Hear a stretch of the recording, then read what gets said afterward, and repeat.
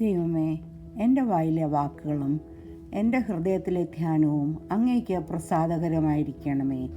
എല്ലാം അങ്ങയുടെ മഹത്വത്തിനായി മാത്രം തീരണമേ. ആമേൻ. വെളിപ്പാട് 4-ാം അധ്യായം മുതൽ നാം ദൈവസഭയെ ഭൂമിയിൽ കാണുന്നില്ല. സഭ സ്വർഗത്തിലേക്ക് എടുക്കപ്പെട്ടു.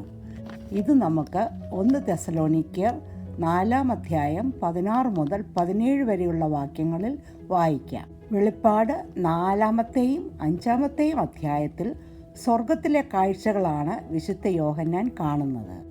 സ്വർഗസിംഹാസനത്തിൽ ഇരിക്കുന്ന പിതാവായ ദൈവത്തിന് മഹത്വം കൊടുത്തുകൊണ്ടിരിക്കുന്ന വീണ്ടെടുക്കപ്പെട്ട സഭകളെ പ്രതിനിധീകരിച്ചുകൊണ്ട് സിംഹാസനങ്ങളിൽ കിരീടം വെച്ചുകൊണ്ടിരിക്കുന്ന 24 മൂപ്പന്മാരെയും ദൈവസൃഷ്ടികളെ പ്രതിനിധീകരിച്ചുകൊണ്ട് ദൈവാരാധനയിൽ മുഴുകിയിരിക്കുന്ന 4 ജീവികളെയും നാം കാണുന്നു. Price the Lord.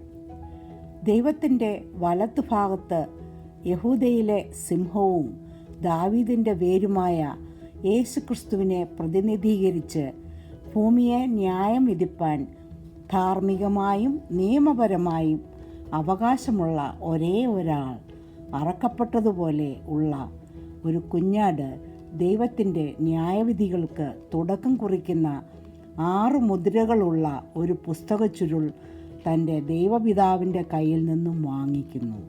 തുടർന്ന് 6-ാം അധ്യായത്തിൽ ഭൂമിയിൽ ദൈവത്തിൻ്റെ ന്യായവിധികൾക്ക് തുടക്കം കുറിക്കുന്ന ഒരു പുസ്തക ചുരുളിൻ്റെ ആദ്യത്തെ 4 മുദ്രകൾ ഓരോന്നായി പൊട്ടിച്ച് മഹാപീഡനകാലം അഥവാ ട്രിബുലേഷൻ ടൈമിൽ ലോകരാഷ്ട്രങ്ങളുടെ പരിതസ്ഥിതികളും ഗതികളും കാണിക്കുന്ന 4 കുതിരപ്പടയാളികളെ അഴിച്ചുവിടുന്നതായി നാം കാണുന്നു. തുടർന്ന് 5-ാം മുദ്രയും 6-ാം മുദ്രയും പൊട്ടിക്കുന്നു. 5-ാം മുദ്ര മതപീഡനത്തെയും 6-ാം മുദ്ര പ്രകൃതിക്ഷോഭത്തെയും ചൂണ്ടിക്കാണിക്കും. നമുക്ക് ഇനിയും 7-ാമത്തെ അധ്യായത്തിലേക്ക് പ്രാർത്ഥനയോടുകൂടി പ്രവേശിക്കാം. ഞാൻ 7-ാം അധ്യായം 1-ാം വാക്യം വായിക്കുന്നു. അതിനുശേഷം ഭൂമിയെയും കടലിന്മേലും യാതൊരു വൃക്ഷത്തിന്മേലും കാറ്റ് ഊതാതിരിക്കേണ്ടതിന് 4 ദൂതന്മാർ ഭൂമിയിലെ 4 കാറ്റും പിടിച്ചുകൊണ്ട് ഭൂമിയുടെ 4 കോണിലും നിൽക്കുന്നത് ഞാൻ കണ്ടു. ഇവിടെ അതിനുശേഷം എന്നത് സൂചിപ്പിക്കുന്നത് 6-ാം അധ്യായത്തിൽ നാം കണ്ട ആദ്യത്തെ 6 മുദ്രകൾ പൊട്ടിച്ചപ്പോൾ സംഭവിച്ച അതിഭയങ്കരമായ ന്യായവിധികൾക്ക് ശേഷം എന്ന് അർത്ഥം കുറിക്കുന്നു. ഈ വാക്യത്തിൽ 4 ദൂതന്മാർ ഭൂമിയുടെ 4 ദിക്കുകളിൽ നിന്നുമുള്ള ഈസ്റ്റ്, വെസ്റ്റ്, നോർത്ത്, സൗത്ത് 4 കാറ്റുകളും പിടിച്ചുകൊണ്ട് നിൽക്കുന്നത് വിശുദ്ധ യോഹന്നാൻ കാണുന്നു. ഇവിടെ ഭൂമിയിലെ മൊത്തമായ നാശങ്ങൾ തടയുവാൻ ദൈവം തിരഞ്ഞെടുത്ത തൻ്റെ ജനത്തിന് സംഭവിപ്പാനിരിക്കുന്ന കഠിനമായ ശിക്ഷാവിധികൾ നടപ്പിലാക്കുന്നതിന് മുമ്പ് ഒരു താൽക്കാലിക ബ്രേക്ക് ആണ് നാം കാണുന്നത്. ഇവിടെ ഈ 4 ദിക്കിലെ കാറ്റുകൾ പ്രതിനിധീകരിക്കുന്നത് വരാൻ പോകുന്ന ന്യായവിധിയാണ്, കാലാവസ്ഥ നിയന്ത്രണമല്ല എന്ന് നാം പ്രത്യേകം ഓർക്കണം. അടുത്ത ന്യായവിധിക്ക് മുമ്പ് ദൈവം മനുഷ്യനെ രക്ഷയിലേക്ക് തിരിച്ചു കൊണ്ടുവരുവാനുള്ള ഒരവസരം അവർക്ക് കൊടുക്കുന്നതായി ഇത് കണക്കാക്കാം. ഒരു വലിയ കൂട്ടം ജനങ്ങൾ ദൈവഭാഗത്തേക്ക് തിരിയുവാൻ ഈ ബ്രേക്ക് ഉപകരിക്കുന്നു. എന്നാൽ ബാക്കിയുള്ള ജനത നാശമാർഗങ്ങൾ തന്നെ തിരഞ്ഞെടുക്കുന്നു. ഹബക്കൂക്ക് പ്രവാചകന്റെ 3-ാം അധ്യായം 2-ാമത്തെ വാക്യത്തിൽ നാം കാണുന്ന ഒരു പ്രാർത്ഥന ഇതിൻ്റെ കൂടെ നമുക്ക് വായിക്കാം. യഹോവേ, ക്രോധത്തിങ്കൽ കരുണ ഓർക്കണമേ. ക്രോധത്തിൻ്റെ നടുവിൽ കരുണ കാണിക്കുന്നവനാണ് നമ്മുടെ ദൈവം. ഈ 4 കാറ്റുകളുടെ ഈ ന്യായവിധിയുടെ ഒരു പരാമർശം നമുക്ക് യെരമ്യാവ് 49-ാം അധ്യായം 36-ാമത്തെ വാക്യത്തിൽ ഞാൻ വായിക്കുന്നു. ഞാൻ ഏലാമിൻ്റെ നേരെ ആകാശത്തിൻ്റെ 4 ദിക്കിൽ നിന്നും 4 കാറ്റ് വരുത്തി ഈ എല്ലാ കാറ്റുകളിലേക്കും അവരെ ചിന്നിച്ചു കളയും. ഇവിടെ ഏലാം എന്നത് പേർഷ്യയുടെ വേറെ ഒരു പേരാണ്. വീണ്ടും ദാനിയേൽ പ്രവാചകന്റെ പുസ്തകം 7-ാം അധ്യായം 2-ാമത്തെ വാക്യത്തിലും ഈ 4 ദിക്കിലെ 4 കാറ്റുകളെക്കുറിച്ച് ഉള്ള പരാമർശം നമുക്ക് വായിക്കാം. അത് ഞാൻ വായിക്കുന്നു. ദാനിയേൽ 7:2. ഞാൻ രാത്രിയിൽ എൻ്റെ ദർശനത്തിൽ കണ്ടത് ആകാശത്തിലെ 4 കാറ്റ് മഹാസമുദ്രത്തിൻ്റെ നേരെ അടിക്കുന്നത് ഞാൻ കണ്ടു. 7-ാം മുദ്ര പൊട്ടിക്കുന്നതിന് മുമ്പുള്ള ഒരു ഇടവേള, ഒരു ബ്രേക്കിൻ്റെ ഇൻട്രൊഡക്ഷനാണ് നാം 7-ാം അധ്യായം 1 മുതൽ 3 വരെയുള്ള വാക്യങ്ങളിൽ പഠിക്കുവാൻ പോകുന്നത്. വലിയ ന്യായവിധികൾ നടപ്പാക്കുന്നതിന് മുമ്പ് ജനത്തിന് ദൈവത്തിങ്കിലേക്ക് തിരിയുവാനുള്ള ഒരു ഇടവേളയാണ് ഇത് എന്ന് നമുക്ക് കണക്കാക്കാം. 7-ാം അധ്യായം 2 മുതൽ 3 വരെയുള്ള വാക്യങ്ങൾ വായിക്കാം. മറ്റൊരു ദൂതൻ ജീവനുള്ള ദൈവത്തിൻ്റെ മുദ്രയുമായി കിഴക്കുനിന്ന് കയറുന്നതും കണ്ടു. അവൻ ഭൂമിക്കും സമുദ്രത്തിനും കേടുവരുത്തുവാൻ അധികാരം ലഭിച്ച 4 ദൂതന്മാരോട് 3 നമ്മുടെ ദൈവത്തിൻ്റെ ദാസന്മാരുടെ നെറ്റിയിൽ ഞങ്ങൾ മുദ്രയിട്ട് കഴിയുവോളം ഭൂമിക്കും സമുദ്രത്തിനും വൃക്ഷങ്ങൾക്കും കേടുവരുത്തരുത് എന്ന് ഉറക്കെ വിളിച്ചു പറഞ്ഞു. ഇവിടെ 2-ാമത്തെ വാക്യത്തിൽ വേറെ ഒരു ദൂതൻ, ഒരു Messenger, one Messenger from God, ജീവനുള്ള ദൈവത്തിൻ്റെ ഒരു മുദ്രയുമായി സൂര്യോദയ ദിക്കിൽ നിന്നും കയറുന്നത് വിശുദ്ധ യോഹന്നാൻ കാണുന്നു. നാം 1-ാം വാക്യത്തിൽ കണ്ട 4 ദൂതന്മാർ ഭൂമിക്കും സമുദ്രത്തിനും ഹാനി വരുത്തുവാനുള്ള അധികാരം ഉള്ളവരാണ്. എന്നാൽ ഈ 5-ാമത്തെ ദൂതന് മറ്റ് 4 ദൂതന്മാരെക്കാളും കൂടുതൽ അധികാരമുണ്ട് എന്ന് നമുക്ക് കരുതാം. ഭൂമിയിൽ അടുത്ത ന്യായവിധി നടപ്പാക്കുന്നതിന് മുൻപേ ഒരു കൂട്ടം ദൈവജനത്തെ മുദ്രയിട്ട് സൂക്ഷിക്കുവാനുള്ള അധികാരവുമായിട്ടാണ് ഈ 5-ാമത്തെ ദൂതൻ വരുന്നത്. കർത്താവായ യേശു ക്രിസ്തു ഈ കാര്യം മത്തായി എഴുതിയ സുവിശേഷം 24-ാം അധ്യായം 21 മുതൽ 22 വരെയുള്ള വാക്യങ്ങളിൽ പറഞ്ഞിട്ടുണ്ട്. അത് നമുക്ക് വായിക്കാം. ലോകാരംഭം മുതൽ ഇന്നുവരെയും സംഭവിച്ചിട്ടില്ലാത്തതും ഇനിമേൽ സംഭവിക്കാത്തതും ആയ വലിയ കഷ്ടം അന്ന് ഉണ്ടാകും. ആ നാളുകൾ ചുരുങ്ങാതിരുന്നാൽ ഒരു ജഡവും രക്ഷപ്പെടുകയില്ല. വൃദ്ധന്മാർ നിമിത്തമോ ആ നാളുകൾ ചുരുങ്ങും. ദൈവജനങ്ങളുടെ സംരക്ഷയ്ക്കായി അവരുടെ നെറ്റിയിൽ ഒരു അടയാളമിടാനുള്ള കൽപ്പന ദൈവം ഒരു ദൂതന് നൽകുന്നു. ദൈവമക്കളുടെ സംരക്ഷണമാണ് നാം ഇവിടെ കാണുന്നത്.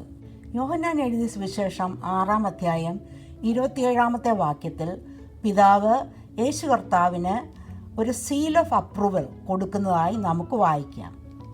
ഞാൻ 2 കൊരിന്ത്യൻസ് 1:22 വായിക്കുന്നു. അവൻ നമ്മെ മുദ്രയിടും, ആത്മാവ് എന്ന അച്ചാരം നമ്മുടെ ഹൃദയങ്ങളിൽ തന്നുമിരിക്കുന്നു. എഫേഷ്യൻസ് 1-ാം അധ്യായം 13 മുതൽ 14 വരെയുള്ള വാക്യങ്ങളിൽ പരിശുദ്ധാത്മാവിൻ്റെ മുദ്രയെക്കുറിച്ച് നമുക്ക് വായിക്കാം. എഫേസ്യർ 1:14 ഞാൻ വായിക്കുന്നു. തൻ്റെ സ്വന്തം ജനത്തിൻ്റെ വീണ്ടെടുപ്പിന് വേണ്ടി തൻ്റെ മഹത്വത്തിൻ്റെ പുകഴ്ചയ്ക്കായിട്ട് നമ്മുടെ അവകാശത്തിൻ്റെ അച്ചാരമായ വാഗ്ദത്തത്തിൽ പരിശുദ്ധാത്മാവിനാൽ മുദ്രയിട്ടിരിക്കുന്നു. ഈ 2 വാക്യങ്ങൾ വെച്ച് നോക്കുമ്പോൾ ഈ ദൂതൻ പരിശുദ്ധാത്മാവിനെ പ്രതികരിക്കുന്നു എന്ന് നമുക്ക് ചിന്തിക്കാം. ദൈവത്തിൻ്റെ പരിശുദ്ധാത്മാവിൻ്റെ പ്രസൻസ് ആ സമയത്ത് തീർച്ചയായും ഉണ്ട്. എന്നാൽ ഗ്രേറ്റ് ട്രിബുലേഷൻ ടൈമിൽ പരിശുദ്ധാത്മാവ് വിശ്വാസികളെ രക്ഷയിലേക്ക് കൊണ്ടുവരികയും സുവിശേഷത്തിന് സാക്ഷികളെ ശക്തിപ്പെടുത്തുകയും നയിക്കുകയും ചെയ്യും. എന്നാൽ തിന്മയെ തടയുകയില്ല. കാരണം പരിശുദ്ധാത്മാവിൻ്റെ അതുല്യമായ പാപനിയന്ത്രണ പങ്ക് ആ സമയത്ത് കാണുകയില്ല. പഴയ നിയമകാലത്ത് പരിശുദ്ധാത്മാവിൻ്റെ പ്രവർത്തനങ്ങളോട് ഇത് നമുക്ക് താരതമ്യപ്പെടുത്താം. എന്നാൽ ക്രിസ്തുവിൽ ശരണം പ്രാപിക്കുന്ന വിശ്വാസികൾക്ക് കിട്ടുന്ന സീൽ അഥവാ മുദ്ര നാം വെളിപ്പാട് 14-ാം അധ്യായത്തിൽ പഠിക്കുവാൻ പോകുകയാണ്. ഞാൻ 14-ാം അധ്യായം 1-ാമത്തെ വാക്യം വായിക്കുന്നു. പിന്നെ ഞാൻ സിയോൻ മലയിൽ കുഞ്ഞാടും അവനോടുകൂടെ നെറ്റിയിൽ അവൻ്റെ നാമവും പിതാവിൻ്റെ നാമവും എഴുതിയിരിക്കുന്ന 144,000 പേരും നിൽക്കുന്നത് കണ്ടു. ഇവിടെ ഈ വിശ്വാസികളുടെ നെറ്റിയിൽ കുഞ്ഞാടിൻ്റെയും ദൈവപിതാവിൻ്റെയും മുദ്രകൾ എഴുതിയിരിക്കുന്നു. അത് എത്ര മനോഹരവും ആശ്വാസകരവുമായ ഒരു അനുഭവമായിരിക്കും. ഒരു മുദ്ര അഥവാ സീൽ കാണിക്കുന്നത് അവകാശവും അധികാരവും ഒക്കെയാണ്. എന്നാൽ ഇവിടെ ഈ മുദ്രകൾ സുരക്ഷതയാണ് കാണിക്കുന്നത്. വെളിപ്പാട് 7-ാം അധ്യായം 3-ാം വാക്യത്തിൽ നാം കാണുന്ന അധികാരമുള്ള ആ ദൂതൻ മറ്റ് 4 ദിക്കിലെ ദൂതന്മാരോട് ദൈവദാസന്മാരുടെ നെറ്റിയിൽ മുദ്ര കുത്തുന്നതുവരെ കാറ്റുകളെ അടക്കി നിർത്തുവാൻ ആവശ്യപ്പെടുന്നു. എന്നാൽ ഈ കാറ്റുകൾ പ്രതിനിധീകരിക്കുന്നത് പ്രകൃതിക്ഷോഭമല്ല, പിന്നെയോ കുഞ്ഞാടിൻ്റെ ക്രോധം മൂലം ഉണ്ടാകുന്ന ന്യായവിധികളാകുന്നുവെന്ന് നാം പിന്നീട് കാണുവാൻ പോകും. അടുത്ത 4 വാക്യങ്ങളിൽ നാം വായിക്കാൻ പോകുന്നത് 12 ഗോത്രങ്ങളിൽ മുദ്ര ലഭിച്ച ആളുകളുടെ ലിസ്റ്റാണ്. അത് ഞാൻ വായിക്കുന്നു. റെവലേഷൻ 7:4-8. മുദ്രയേറ്റവരുടെ എണ്ണവും ഞാൻ കേട്ടു. ഇസ്രയേൽ മക്കളുടെ സകല ഗോത്രത്തിൽ നിന്ന് മുദ്രയേറ്റവർ 144,000 പേർ. യഹൂദ ഗോത്രത്തിൽ മുദ്രയേറ്റവർ 12,000. റൂബേൻ ഗോത്രത്തിൽ 12,000. ഗാദ് ഗോത്രത്തിൽ 12,000. ആശേർ ഗോത്രത്തിൽ 12,000. നപ്താലി ഗോത്രത്തിൽ 12,000. മനശ്ശെ ഗോത്രത്തിൽ 12,000. ശിമെയോൻ ഗോത്രത്തിൽ 12,000. ലേവി ഗോത്രത്തിൽ 12,000. ഇസാഖാർ ഗോത്രത്തിൽ 12,000. സെബുലോൺ ഗോത്രത്തിൽ 12,000. യോസേഫ് ഗോത്രത്തിൽ 12,000. ബെന്യാമിൻ ഗോത്രത്തിൽ മുദ്രയേറ്റവർ 12,000 പേർ. ഇസ്രയേലിൻ്റെ 12 ഗോത്രങ്ങളിൽ മുദ്രയിട്ടപ്പെട്ട ആളുകളുടെ എണ്ണം 1,44,000 ആകുന്നു. ഇവിടെ നാം ശ്രദ്ധിക്കേണ്ട ഒരു കാര്യമുണ്ട്. Tribes of Dan and Ephraim were not chosen among the 144,000 sealed in Revelation 7. Instead, they were replaced by the tribes of Levi and Joseph. The most common explanation for this omission point to their historical rebellion against God, while others suggest that the list is symbolic of the spiritual regeneration of the tribes. Another interesting point we need to note is Dan and Ephraim are included tribe names during the millennium reign of Christ in Revelation chapter number 20. ഇന്ന് ലോകത്തിലുള്ള യഹൂദ വംശക്കാരുടെ എണ്ണം ഏകദേശം 15.8 മില്യനാണ്. അതിൽ ഒരു ചെറിയ ശേഷിപ്പായ 1,44,000 പേർ മാത്രമാണ് ഗ്രേറ്റ് ട്രിബുലേഷൻ ടൈമിൽ രക്ഷയിലേക്ക് വരുന്നത് എന്നാണ് ഇവിടെ വ്യക്തമാക്കുന്നത്. ഈ ഗോത്രങ്ങൾ അവരുടെ ബർത്ത് ഓർഡറിൽ അല്ല ഇട്ടിരിക്കുന്നത്. The tribe of ജൂഡ is listed first because മസായ came from the tribe. വെളിപ്പാട് 7-ാം അധ്യായം 9-ാമത്തെ വാക്യം വായിക്കാം. ഇതിൻ്റെ ശേഷം സകല ജാതികളിലും ഗോത്രങ്ങളിലും വംശങ്ങളിലും ഭാഷകളിൽ നിന്നും ഉള്ളതായി ആർക്കും എണ്ണിക്കൂടാത്ത ഒരു മഹാപുരുഷാരം വെള്ള നിലയങ്കി ധരിച്ച് കയ്യിൽ കുരുത്തോലയുമായി സിംഹാസനത്തിനും കുഞ്ഞാടിനും മുമ്പാകെ നിൽക്കുന്നത് ഞാൻ കണ്ടു. വെളിപ്പാട് 7-ാം അധ്യായം 1 മുതൽ 8 വരെയുള്ള വാക്യങ്ങൾ ഭൂമിയിൽ എന്താണ് സംഭവിക്കുന്നത് എന്നാണ് നാം കാണുന്നത്. അവിടെ ഇസ്രായേൽ ഗോത്രത്തിൽ നിന്നുമുള്ള 140,000 ദേവദാസന്മാർക്ക് വരുവാനിരിക്കുന്ന ന്യായവിധികളിൽ നിന്നുമുള്ള സംരക്ഷണ മുദ്ര ലഭിക്കുന്നു. എന്നാൽ 9 മുതൽ 17 വരെയുള്ള വാക്യങ്ങളിൽ സ്വർഗത്തിലെ കാഴ്ചകളാണ് നാം കാണുന്നത്. ഈ 144,000 യഹൂദ വിശ്വാസികൾ വിശ്വസ്തരായി സുവിശേഷം അറിയിച്ചതുമൂലം ഭൂമിയിലെ എല്ലാ ജാതികളിൽ നിന്നും എല്ലാ ഭാഷകളിൽ നിന്നും എല്ലാ ഗോത്രങ്ങളിൽ നിന്നുമുള്ള ആർക്കും എണ്ണിക്കൂടാത്ത തരത്തിൽ ഉള്ള വിശ്വാസികളുടെ ഒരു മഹാപുരുഷാരം അവർ നീതിയുടെയും പരിശുദ്ധിയുടെയും അടയാളമായിട്ടുള്ള വെള്ള നിലയങ്കി ധരിച്ച് അവരുടെ മഹാപീഡനകാല വിജയം ഘോഷിക്കാനായി കുരുത്തോല പാം ബ്രാഞ്ചസ് പിടിച്ചുകൊണ്ട് ദൈവസിംഹാസനത്തിനും കുഞ്ഞാടിനും മുൻപാകെ നിൽക്കുന്നത് വിശുദ്ധ യോഹന്നാൻ കാണുന്നു. ഈ മുദ്ര ലഭിച്ച യഹൂദ വിശ്വാസികൾ ദൈവത്തിൻ്റെ ശുശ്രൂഷകന്മാരാണ്. അവർ 7 വർഷത്തെ മഹാപീഡന സമയത്ത് വിശ്വസ്തരായി സുവിശേഷം അറിയിച്ചതുമൂലമാണ് ഭൂമിയിലെ ഈ എണ്ണിക്കൂടാത്ത തരത്തിലുള്ള ഈ മഹാപുരുഷാരം സ്വർഗത്തിലെത്തുവാൻ സാധിച്ചത്. മഹാപീഡന കാലത്ത് വിശ്വാസം കാത്ത ഈ വിശ്വാസികൾ രക്തസാക്ഷികളും വളരെ വൈഷമ്യമേറിയ സാഹചര്യങ്ങളിൽ നിന്നും കടന്നു വന്നവരുമാണ്. അവർ എല്ലാ രാജ്യങ്ങളിലും ഗോത്രങ്ങളിലും ഭാഷകളിലും പെട്ടവരാണ് എന്ന് നാം പറഞ്ഞല്ലോ. ഈ വിശുദ്ധന്മാരുടെ കണ്ണുനീർ തുടച്ച് അന്തിമമായ ആശ്വാസവും പ്രതിഫലങ്ങളും കൊടുക്കുന്ന ഈ രംഗം വളരെ മനോഹരമാണ്. ഇത് ഈ വിശ്വാസികൾക്ക് എന്നേക്കുമായി ലഭിക്കാൻ പോകുന്ന പുതിയ ആകാശത്തിൻ്റെയും പുതിയ ഭൂമിയുടെയും ഒരു എത്തിനോക്കൽ കൂടിയാണ്. Praise the Lord. 7-ാം അധ്യായത്തിലെ ഈ 9-ാം വാക്യം നമ്മെ വാസ്തവത്തിൽ ട്രിബുലേഷൻ ടൈമിലെ അവസാന ഘട്ടത്തിലേക്കാണ് കൊണ്ടുപോകുന്നത്. ഗലേഷ്യൻസ് 3-ാം അധ്യായം 27 മുതൽ 28 വരെയുള്ള വാക്യങ്ങളുടെ ഒരു പൂർത്തീകരണമാണ് ഇത്. അത് ഞാൻ വായിക്കുന്നു. ഗലേഷ്യൻസ് 3:27-28. ക്രിസ്തുവിനോട് ചേരുവാൻ സ്നാനമേറ്റിരിക്കുന്ന നിങ്ങളെല്ലാവരും ക്രിസ്തുവിനെ ധരിച്ചിരിക്കുന്നു. അതിൽ യഹൂദനും യവനനും എന്നില്ല, ദാസനും സ്വതന്ത്രനും എന്നില്ല, ആണും പെണ്ണും എന്നില്ല, നിങ്ങളെല്ലാവരും ക്രിസ്തുവിൽ ഒന്നത്രേ. Praise the Lord. വിശ്വസ്തരായി പോരാടി വിജയം പ്രാപിച്ച ഈ 144,000 യഹൂദ വിശ്വാസികളെ നമുക്ക് വീണ്ടും വെളിപ്പാട് 14 അധ്യായത്തിൽ അവരുടെ വീണ്ടെടുപ്പിൻ്റെ സമയത്ത് സ്വർഗത്തിൽ വെച്ച് കുഞ്ഞാടിൻ്റെ കൂടെ നമുക്ക് കാണാം. Price the Lord. 7 അധ്യായം 10 വാക്യം വായിക്കാം. രക്ഷ എന്നുള്ളത് സിംഹാസനത്തിൽ ഇരിക്കുന്നവനായ നമ്മുടെ ദൈവത്തിൻ്റെയും കുഞ്ഞാടിൻ്റെയും ദാനമെന്ന് അവർ അത്യുച്ചത്തിൽ ആർത്തുകൊണ്ടിരുന്നു. ഈ വാക്യത്തിൽ ഈ എണ്ണാൻ കഴിയാത്ത വിശ്വാസികളുടെ കൂട്ടം salvation belongs to our God who is seated on the throne and to the lamb എന്ന അത്യുച്ചത്തിൽ ഘോഷിച്ചുകൊണ്ടിരിക്കുന്ന അതിഗംഭീരമായ ഒരു സീനാണ് നാം കാണുന്നത്. പിതാവായ ദൈവത്തിൻ്റെ ഏകപുത്രൻ നമ്മുടെ പാപപരിഹാരത്തിനായി കാൽവരി കുരിശിൽ മരിച്ചതുമൂലം മനുഷ്യൻ്റെ രക്ഷാമാർഗം സാധ്യമായി. ഇതിൻ്റെ കൂടെ റോമൻസ് 5 അധ്യായം 8 മുതൽ 10 വരെയുള്ള വാക്യങ്ങൾ വായിക്കുന്നത് വളരെ യോജ്യമാണ്. ഞാൻ റോമൻസ് 5:8 വായിക്കുന്നു.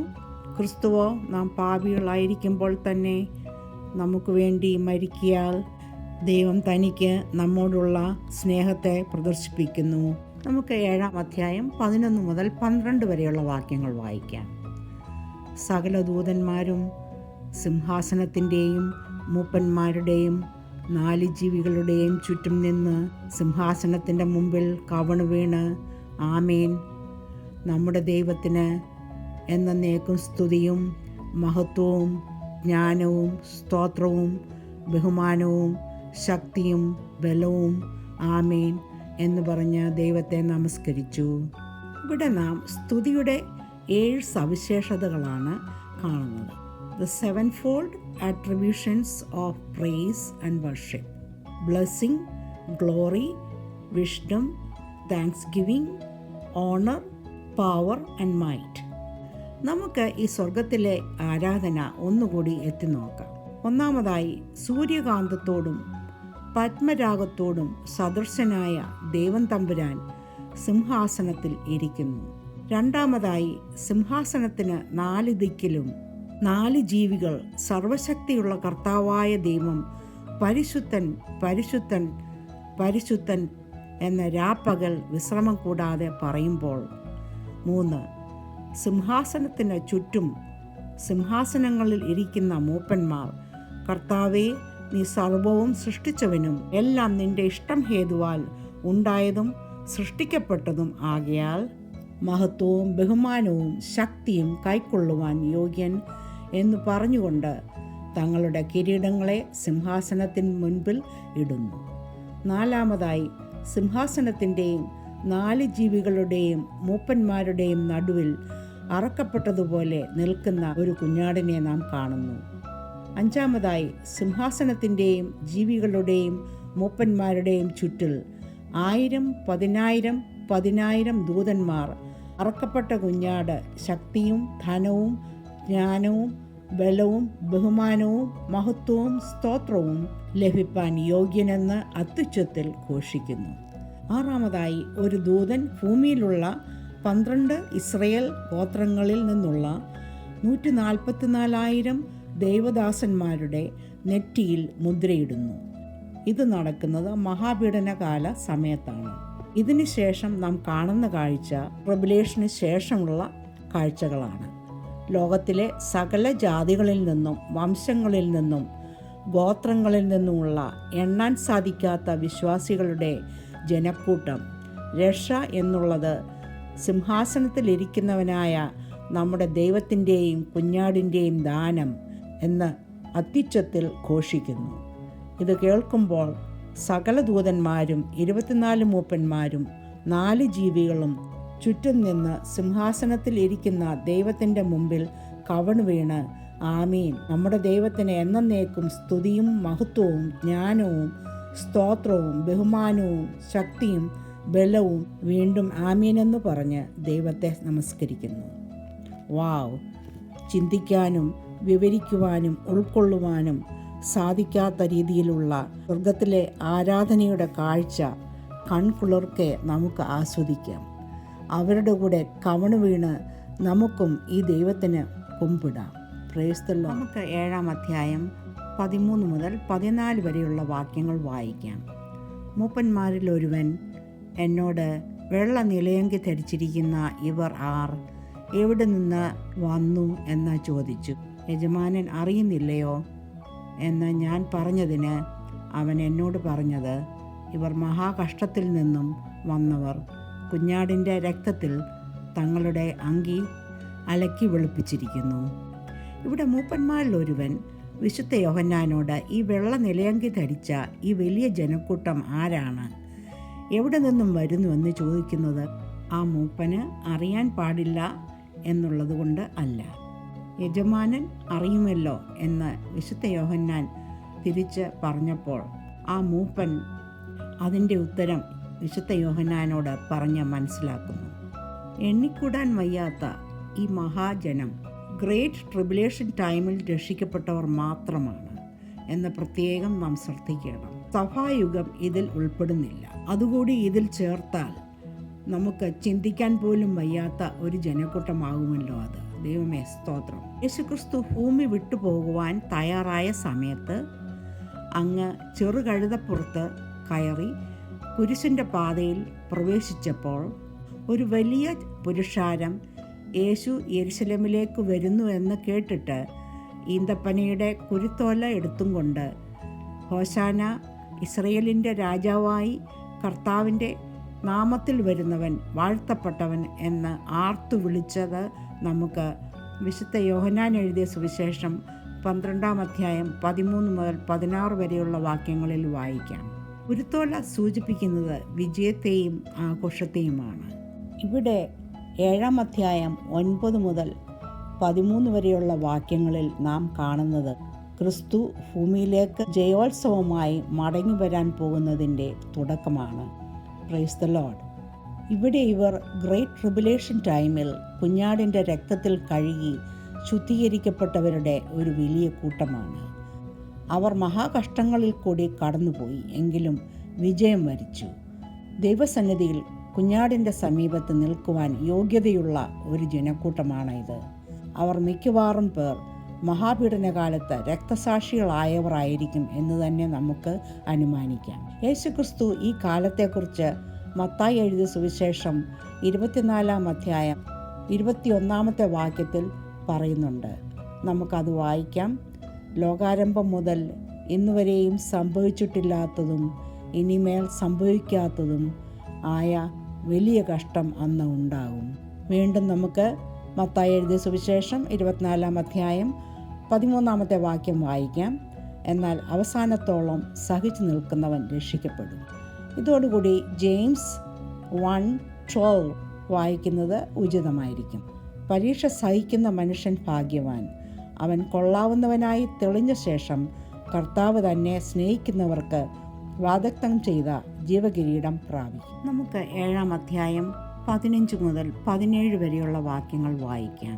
അതുകൊണ്ട് അവർ ദൈവത്തിൻ്റെ സിംഹാസനത്തിന് മുമ്പിൽ ഇരുന്ന് അവൻ്റെ ആലയത്തിൽ രാപ്പകൽ അവനെ ആരാധിക്കുന്നു. സിംഹാസനത്തിലിരിക്കുന്നവൻ അവർക്ക് കൂടാരമായിരിക്കും. ഇനി അവർക്ക് വിശക്കുകയില്ല, ദാഹിക്കുകയുമില്ല. വെയിലും യാതൊരു ചൂടും അവരുടെ മേൽ തട്ടുകയുമില്ല. സിംഹാസനത്തിൻ്റെ മധ്യയുള്ള കുഞ്ഞാട് അവരെ മേയിച്ച് ജീവജലത്തിൻ്റെ ഉറവുകളിലേക്ക് നടത്തുകയും ദൈവം താൻ അവരുടെ കണ്ണിൽ നിന്ന് കണ്ണുനീരെല്ലാം തുടച്ചു കളയുകയും ചെയ്യും. ട്രിബുലേഷൻ സമയത്തെ മഹാപീഡനങ്ങൾ ഇങ്ങനെ ഓരോന്നായി സംഭവിച്ചുകൊണ്ടിരിക്കുന്ന സമയത്ത് മതപീഡനങ്ങൾ വർദ്ധിക്കുന്നു. ഈ സമയത്ത് തങ്ങളുടെ വിശ്വാസം കാത്തു സൂക്ഷിക്കുന്ന ദൈവമക്കൾ വിജയം പ്രാപിച്ച് ദൈവം മുമ്പാകെ ഇതാ നിൽക്കുന്നു. അവസാനം വരെ വിശ്വാസം കാത്തു സൂക്ഷിക്കുന്നവർക്ക് ഉള്ള പ്രതിഫലങ്ങൾ നാം ഇവിടെ കാണുന്നു. അവരുടെ നിലയങ്കി കുഞ്ഞാടിൻ്റെ രക്തത്തിൽ കഴുകി വെടിപ്പാക്കുന്നു. അവർ വിശുദ്ധീകരണം പ്രാപിച്ച് വീണ്ടെടുപ്പ് പ്രാപിക്കുമ്പോൾ അവർ ഭൂമിയിൽ കടന്നുപോയ കഷ്ടങ്ങൾക്ക് നിവൃത്തിയാകുന്നു. ഇതാ അവർ ദൈവസിംഹാസനത്തിനരികെ ആരാധനയിൽ മുഴുകി ദൈവകാവലിൽ ദൈവസേവ ചെയ്യുന്നു. ഒരു മൂപ്പൻ വിശുദ്ധ യോഹന്നാനോട് ഈ എണ്ണിക്കൂടാത്ത പരിശുദ്ധിയും വിജയവും പ്രാപിച്ച ഈ വിശുദ്ധ ജനത്തിൻ്റെ പ്രതിഫലങ്ങൾ പറഞ്ഞുകൊണ്ടിരിക്കുന്നു. Praise the Lord. ഇതോടുകൂടി ഒരു കാര്യം കൂടി നമുക്ക് ചിന്തിക്കാം. വെളിപ്പാട് 11-ാം അധ്യായത്തിൽ മഹാപീഡനകാലത്തിൻ്റെ സെക്കൻഡ് ഹാഫായ 3.5 വർഷത്തിൽ തീവ്രമായ ട്രിബുലേഷൻ സമയത്ത് ദൈവം തൻ്റെ 2 സാക്ഷികളെ ഈ ലോകത്തിലേക്ക് അയക്കുന്നു. അവർ ദുഷ്ടലോകത്തെ വെല്ലുവിളിക്കുന്ന യേശുവിൻ്റെ സത്യത്തിനും ശക്തിക്കും സാക്ഷികളായി നിലകൊള്ളുകയും മാനസാന്തരത്തിൻ്റെ ആഹ്വാനം നൽകുകയും ചെയ്യുന്നു. ഇവർ ദൈവത്തിൻ്റെ ന്യായവിധികളും അത്ഭുതങ്ങളും നടപ്പിലാക്കി യെരുശലേമിൽ കൊല്ലപ്പെടുകയും ഉയർത്തെഴുന്നേൽക്കുകയും ചെയ്യുന്നു. ഇങ്ങനെ അവർ മാനസാന്തരപ്പെടുത്തുന്ന ആളുകളും ഈ എണ്ണിക്കൂടാത്ത വെള്ള നിലയങ്കി ധരിച്ച മഹാപുരുഷാരത്തിൽ ഉൾപ്പെടുന്നുവെന്ന് നമുക്ക് കരുതാം. മഹാപീഡന കാലത്ത് 144,000 ജൂതവിശ്വാസികൾ മൂലം രക്ഷ പ്രാപിച്ച വിശ്വാസികളുടെ പ്രതിഫലങ്ങൾ നമുക്ക് ഒന്ന് എണ്ണി നോക്കാം. ഒന്നാമതായി, അവർ ദൈവത്തിൻ്റെ സിംഹാസനത്തിൻ്റെ മുമ്പിൽ ഇരിക്കുന്നു. രണ്ടാമതായി, അങ്ങയുടെ ആലയത്തിൽ രാപ്പകൽ അവർ ദൈവത്തെ ആരാധിക്കുന്നു. മൂന്നാമതായി, സിംഹാസനത്തിലിരിക്കുന്ന ദൈവം തമ്പുരാൻ അവർക്ക് കൂടാരം അഥവാ കാവൽ ആയിരിക്കും. നാലാമതായി, അവർക്ക് ഇനിയും വിശക്കുകയില്ല, ദാഹിക്കുകയുമില്ല. അഞ്ചാമതായി, വെയിലും ചൂടും അവരുടെ മേൽ തട്ടുകയുമില്ല. ആറാമതായി, സിംഹാസനത്തിൻ്റെ മധ്യയുള്ള കുഞ്ഞാട് ഒരു നല്ല ഇടയനായി അവരെ മേയിച്ച് ജീവജലത്തിൻ്റെ ഉറവുകളിലേക്ക് നടത്തുന്നു. ഏഴാമതായി, അവരുടെ കണ്ണിൽ നിന്നും കണ്ണുനീർ തുടച്ചു മാറ്റുകയും ചെയ്യുന്നു. ഈ വാക്യങ്ങൾ പഠിച്ചപ്പോൾ 23-ാമത്തെ സങ്കീർത്തനം ഞാൻ ഓർത്തുപോയി. Let me read Psalm 23, 1-2. യഹോവ എൻ്റെ ഇടയനാകുന്നു, എനിക്ക് മുട്ടുണ്ടാകുകയില്ല. പച്ചയായ പുൽപ്പുറങ്ങളിൽ അവൻ എന്നെ കിടത്തുന്നു, സ്വസ്ഥതയുള്ള വെള്ളത്തിനരികത്തേക്ക് എന്നെ നടത്തുന്നു. All people are under a covenant with God, either the old covenant of law and works or the new covenant of grace through Christ. While the old covenant emphasizes obedience for blessing, the new covenant offers forgiveness and righteousness as a gift through faith in Christ. As believers, we don't have to wait for the great tribulation to get saved. We are saved by the grace of God by believing in Him. നമുക്ക് Ephesians 2-ാം അധ്യായം 8 മുതൽ 9 വരെയുള്ള വാക്യങ്ങൾ വായിക്കാം. കൃപയാലല്ലോ നിങ്ങൾ വിശ്വാസം മൂലം രക്ഷിക്കപ്പെട്ടിരിക്കുന്നു. അതിനും നിങ്ങൾ കാരണമല്ല, ദൈവത്തിൻ്റെ ദാനമത്രേ. ആരും പ്രശംസിക്കാതിരിപ്പാൻ പ്രവൃത്തികളും കാരണമല്ല. ഈ കൃപായുഗത്തിൽ നാം ജീവിക്കുന്നത് ദൈവത്തിൻ്റെ വലിയ കൃപയാണ്. നാം അർഹിക്കാത്ത രക്ഷ, സാൽവേഷൻ, യേശുക്രിസ്തുവിലൂടെ ഉള്ള വിശ്വാസത്താൽ നമുക്ക് ലഭിക്കുന്നു. നല്ല പ്രവൃത്തികൾ ചെയ്യുക, പാപത്തെ വെറുക്കുക, മറ്റുള്ളവരെ സ്നേഹിക്കുക, സേവിക്കുക, ദൈവവചനത്തിൽ ആശ്വാസവും ശക്തിയും കണ്ടെത്തുക, കർത്താവിൻ്റെ 2ാമത്തെ വരവിനായി തയ്യാറെടുത്ത് കാത്തിരിക്കുക, നന്മ ചെയ്യുക, നമ്മുടെ വാക്കിലും നടപ്പിലും പ്രവൃത്തികളിലും യേശുക്രിസ്തുവിനെ മറ്റുള്ളവർക്ക് കാണിച്ചു കൊടുക്കുക, അങ്ങേക്ക് വേണ്ടി ജീവിക്കുക, കർത്താവിൻ്റെ സുവിശേഷ ഘോഷണത്തിൽ താല്പര്യമുള്ളവരായിരിക്കുക. ഇതൊക്കെ നമ്മുടെ ജീവിതത്തിൻ്റെ ഭാഗഭാക്കാക്കുവാൻ നമുക്ക് ദൈവകരങ്ങളിൽ നമ്മളെ തന്നെ ഏൽപ്പിച്ചു കൊടുക്കാം. അതിനു വേണ്ട ദൈവകൃപ നമ്മുടെ കൂടെ ഇരിക്കുമാറാകട്ടെ എന്ന് പ്രാർത്ഥിച്ചുകൊണ്ട് റെവലേഷൻ 7 സ്റ്റഡി ഇവിടെ അവസാനിക്കുന്നു. ദൈവത്തിന് സ്തോത്രം.